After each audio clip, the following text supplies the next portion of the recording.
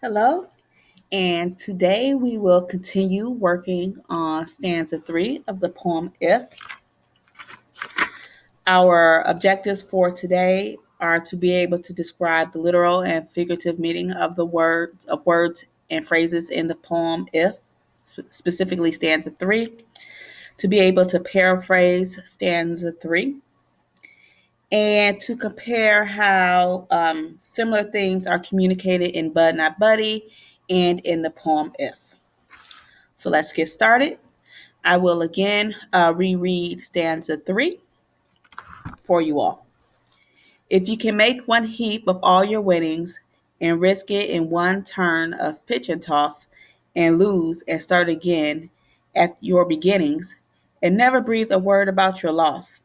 If you can force your heart and nerve and sinew to serve your turn long after they are gone, and so on when there is nothing in you except the will which says to them, hold on.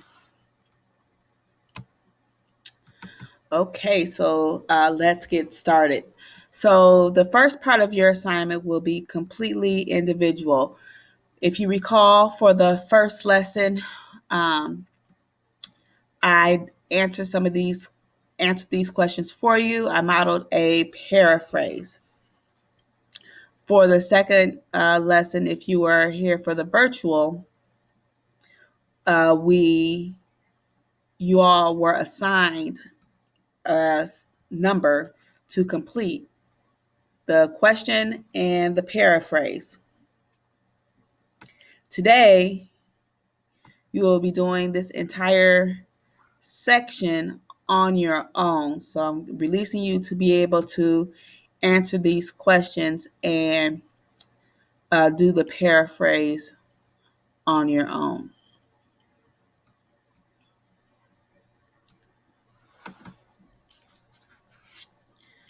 Okay, but what I would like to focus on next are rules to live by in stanza 3. So what rules are there in stanza 3 of the poem?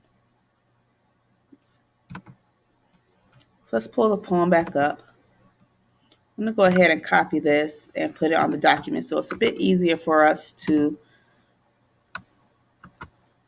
so we're not going back and forth. Okay.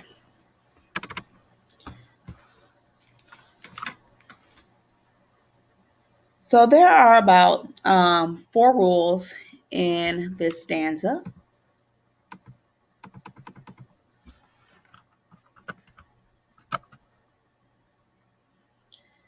So let's start with our first couple of lines. If you can make one heap of all your winnings and risk it on one turn of pitch and toss. So this rule, if you risk everything, you could lose everything. So be aware of when you take risk.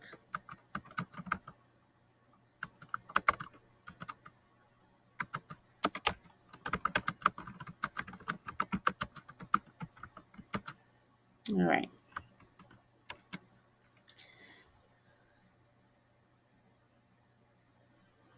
All right. Our next 2 lines, so lines 3 and 4, and lose and start again at your beginnings and never breathe a word about your loss. So this rule is to don't broadcast your failures to everyone.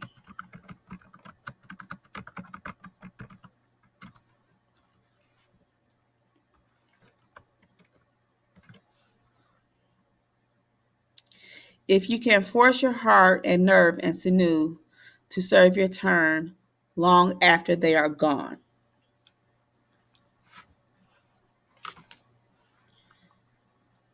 So this one is telling you to motivate yourself to do things that will continue even when you die.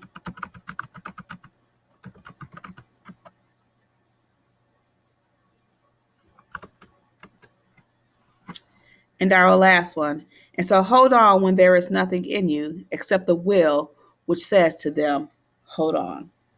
Basically, it's telling you to persevere through difficult times.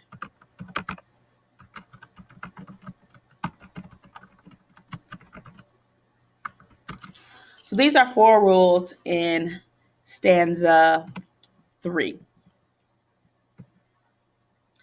So the question, like, how are these rules communicated through this poem? So the author uses these rules rather than suggest them, and he uses the figurative language and if to make poetic statements. So that's how the author conveys these rules throughout the poem. He uses figurative language to create these rules. So my next question, which rules to live by in this poem if connect with a theme in Bud Not Buddy, and how do they connect? So that's just something that kind of want you to think about. Which one of these rules, connects with Bud Not Buddy?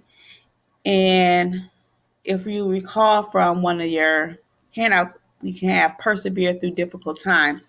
That is one in which I would select because Bud has, left his home, left his foster home. He's going on to search for this guy who he believes is his father. And he goes through having to find food, places to sleep, transportation to get to where he needs to go. So he persevering through difficult times is one that I would select for a common rule in Bud Not Buddy. And a last question, what is similar about the way Curtis and Rudyard Kipling conveyed a similar theme, and what is different? So take a moment and think about that. How are the way in which both authors, Curtis and Kipling, how do they both convey the same thing in a similar way, and how is it different? So both the poem and the text, they convey a similar theme, which focuses around rules. So here, like I said, we have persevere through difficult times. That is a similar theme.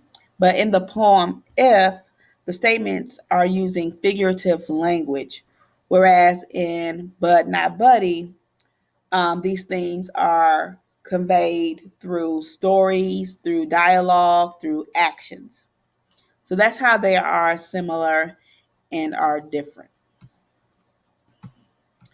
So your assignment, again, is to focus on stanza 3, answering these questions. Your answers go in the student notes and answers, and your paraphrase, which you are writing what's in bold in your own words, go in the paraphrase column. Your homework for tonight is to read the afterword of Bud Not Buddy and identify 3 facts in the afterword that you find particularly interesting. So facts are things that are true, events that have happened. So what did you find interesting after reading the afterword? And I would like for you to post that in the Google Classroom under the assignment in the comments section. If you have any questions about this assignment, please do not hesitate to come to office hours at 8:20 or 12:20 to get assistance. You can also sign up to come in for in-person tutoring as well. There's a link in your Google Classroom for that. You all take care and have a great day.